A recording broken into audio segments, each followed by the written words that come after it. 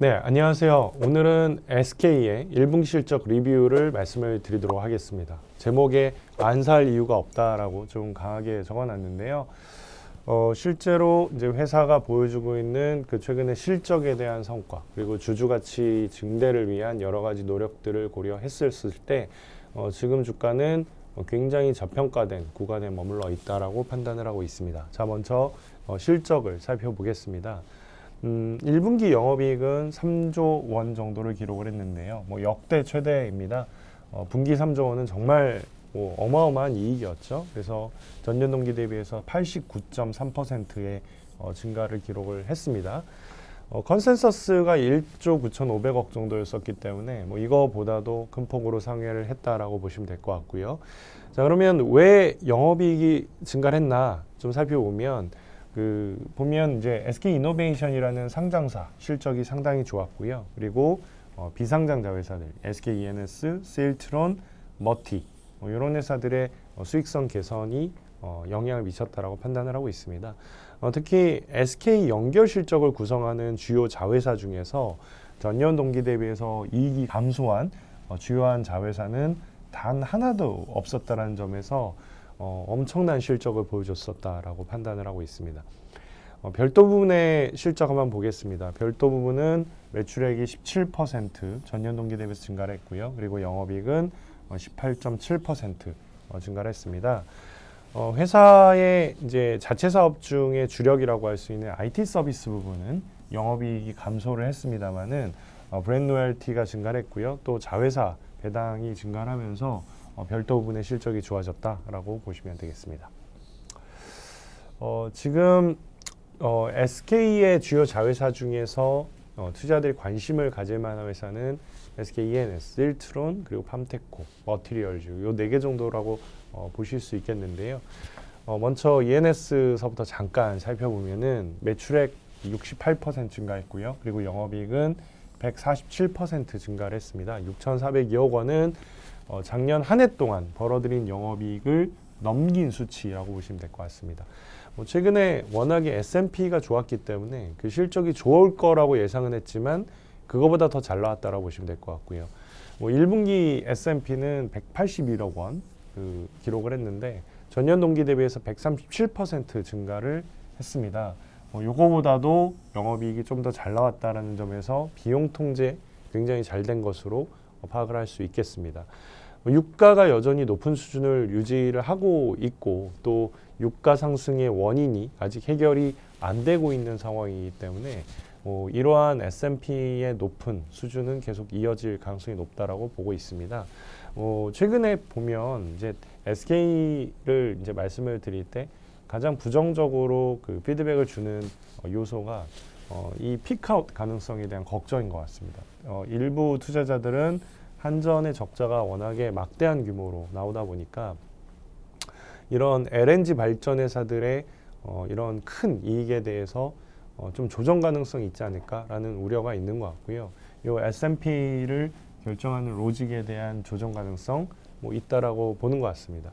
근데 이거는 굉장히 미봉책이라는 판단을 하고 있습니다. 왜냐하면 이렇게 그 S&P가 올라가서 그 LNG 발전사들이 이익이 좋아진 거는 지금에나 있는 일이지 이게 코로나 때로 돌아가 보면 오히려 적자가 나기도 했었고요. 그러니까 결국 이렇게 이익이 나는 거는 이제 한때인 거고 결국은 이때 이익을 통해서 이 발전에 대한 투자 재원을 마련을 해야 되는 구조이기 때문에 이익은 가져가지 마라. 그리고 적자는 너네 것이다 라고 하는 얘기는 그 근본적인 정책이라고 볼 수는 없거든요. 그래서 이런 부분보다는 오히려 그냥 근본적인 걸 해결해야 된다. 전기료를 인상을 시키거나 아니면 에너지원을 지금보다 더 다각화해서 원가를 장기적인 관점에서 낮추는 방향이 이게 확실한 해결책이지 이런 식으로 조정하는 거는 그냥 단순하게 문제를 계속 끌고 가겠다라는 것밖에 되지 않는 거라는 거죠. 그래서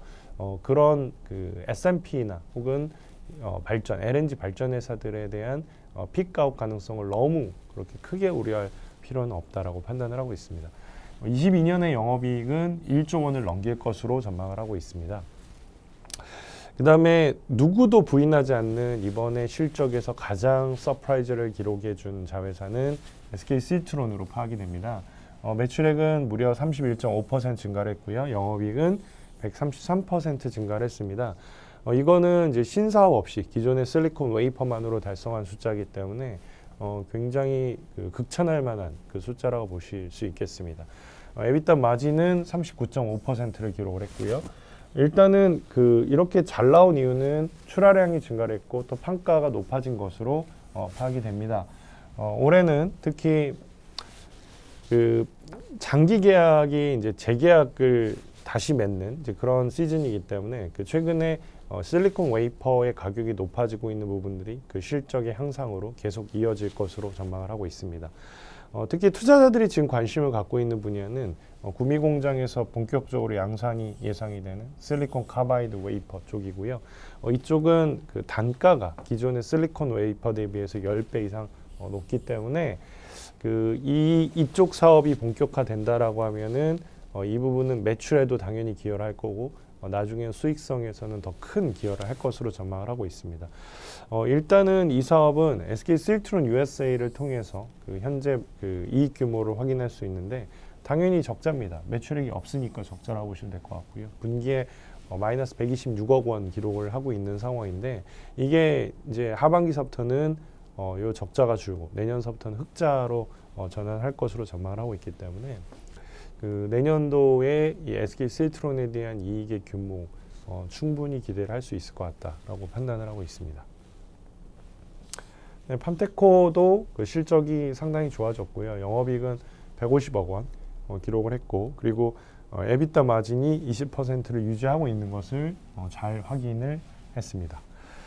자, 그래서 이제 펀더멘탈을 이제 저는 ENS 그리고 실트론으로 규정을 했고 앞으로 성장성이 높은 분야, 내러티브 분야로 팜테코를 얘기했는데 사실은 실트론도 이 영역에 들어갈 수 있고 지금 수소에 대한 준비를 차근차근 해나가고 있는 ENS도 내러티브 영역에 충분히 속할 수 있다라고 판단을 하고 있습니다.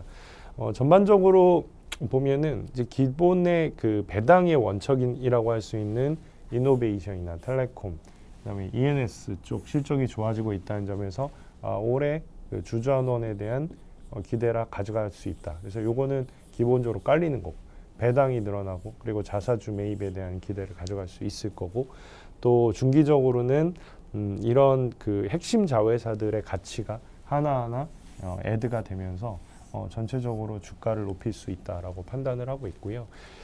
특히나 이제 제가 SK를 가장 선호하는 이유 중에 하나는 회사가 좀 기본적으로 주주 가치에 대한 고민을 많이 하고 있고 그런 고민을 통해 가지고 지금 이 회사가 받고 있는 시가총액과 그리고 회사의 본질 가치의 갭을 좁히려고 하는 그런 노력들이 있기 때문에 그런 노력들은 분명히 빛을 발할 거다. 그리고 이제 저는 그 시기가 올해 하반기에는 가능할 것으로 전망을 하고 있습니다.